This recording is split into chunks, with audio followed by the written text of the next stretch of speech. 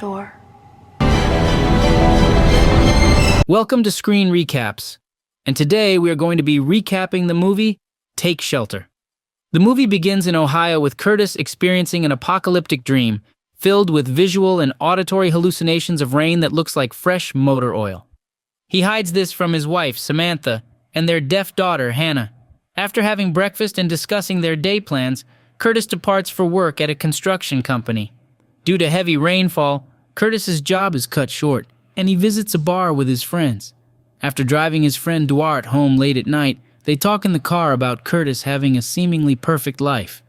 Curtis responds that things aren't always as they seem before Duarte's wife comes to pick him up. Curtis gets home, checks on his daughter, and Samantha hugs him from behind. She expresses concern that Hannah still doesn't play with other children and also asks Curtis to clean up the trash pile in the back. While cleaning up, Curtis experiences a massive storm. Lightning strikes the ground and their dog barks furiously. The dog attacks Curtis and he wakes up. It was another dream. Curtis sits at the table, worried about their dog's behavior in his dream. At work, he feels anxious about his vision and doesn't pay attention during a briefing. Before continuing with work, Curtis visits a store to buy a doghouse and a fence for their dog. As they resume work, Curtis sees a swarm of blackbirds and senses it might be an omen. At home, Curtis forgets about their visit to Hannah's deaf school, disappointing Samantha. All of Curtis's apocalyptic dreams start with heavy rain that looks like oil. In one dream, while driving with Hannah, he experiences no road visibility, crashes, and hallucinates someone taking his daughter and strangling him, which makes him wake up gasping for air. Samantha and Hannah go to their sales booth while Curtis stays home, feeling unwell. Curtis builds the dog fence and house, apologizing to the dog, saying it has to be like this for now. He finds a key for the storm shelter and checks its condition. At the sales booth, Samantha is annoyed when a customer underprices her product but still makes the sale at the customer's price, indicating they have financial issues. Samantha asks Curtis why he put the dog outside when he has always been an indoor dog. Curtis, without much explanation, insists the dog must stay outside. Later, Curtis has another nightmare. It's raining, and his daughter looks outside through the window. As Curtis approaches, a man is standing there, scaring him. The ground starts to shake, the electricity goes off, and the man from outside tries to break in. The furniture levitates as if the house is falling apart, and Curtis appears to be in excruciating pain. He wakes up, realizing he has wet the bed. His wife, still worried about him not feeling well, asks if she should cancel today's dinner. Curtis says it's okay, and he will be fine. After cleaning the bed sheets, he takes his daughter to the library and gets a book on mental illness. On the way home, Curtis visits a shop and stocks up on canned provisions. Back at home, Samantha is with guests at the table. When he arrives, she scolds him for being late. Curtis is disappointed. He announces to everyone at the table that he's decided to volunteer at the shelter. In the morning, he sees a doctor and requests medication for sleep due to several restless nights. The doctor advises caution but eventually prescribes him medication and provides a referral to a psychiatrist in Columbus. Curtis takes the sleeping pills and finds relief with a calm night's sleep. His wife even notices that he looks much better. At work, Curtis is startled by a thunder-like sound, but Duarte doesn't hear anything and the skies are clear. Curtis begins to have a panic attack, experiencing nausea, and decides to leave work. His anxiety escalates, prompting him to focus on building a shelter. He purchases a container and visits his mom, Sarah, who has paranoid schizophrenia. He talks with her to understand her experience, wondering if he might also be experiencing mental health issues. While filling up his car with gas, Curtis calls to cancel an appointment with a psychiatrist in Columbus due to distance and financial concerns. However, he continues to plan and budget for the shelter construction. Later, he takes out a home improvement loan without informing his wife, determined to start building the shelter. Curtis confides in Duarte about his shelter project and asks for his assistance, admitting he's struggling. Curtis sees a counselor at a free clinic to discuss his family's psychological history, but realizes she can't provide the specialized help he needs. He starts having difficulty distinguishing hallucinations from reality, even experiencing vivid visions in front of his wife and daughter.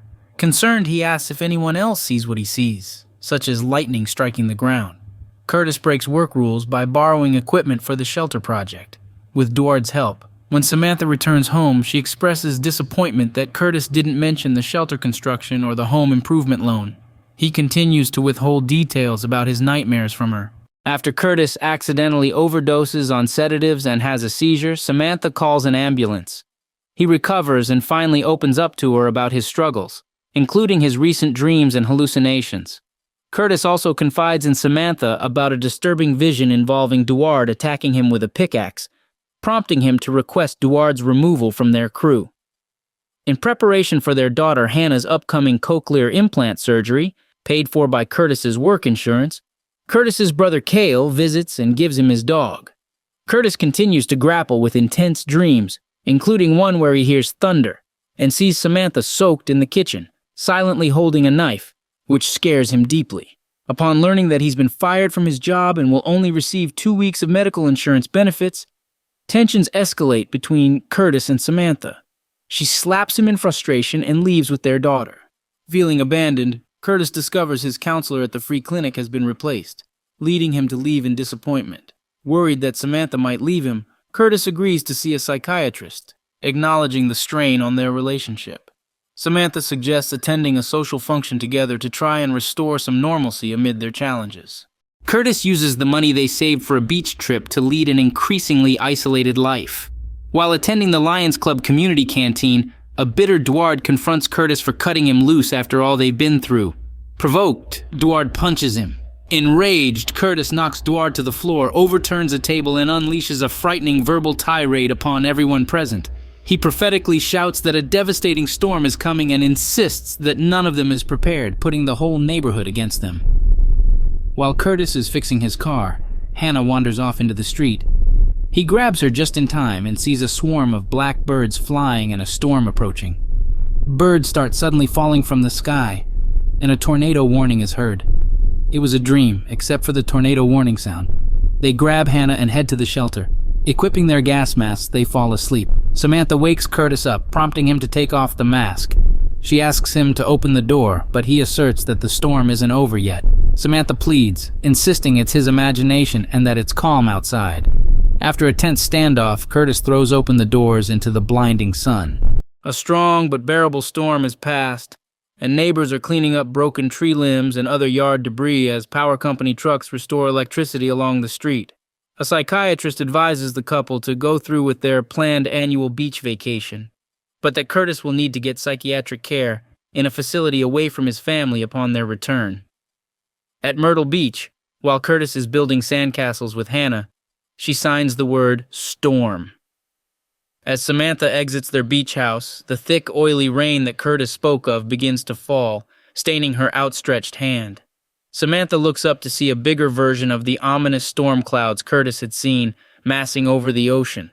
Tornado-like water spouts reach down to the ocean's surface and the tide pulls back as a tsunami looms in the distance. Samantha and Curtis exchange glances as Samantha reassuringly whispers, "Okay."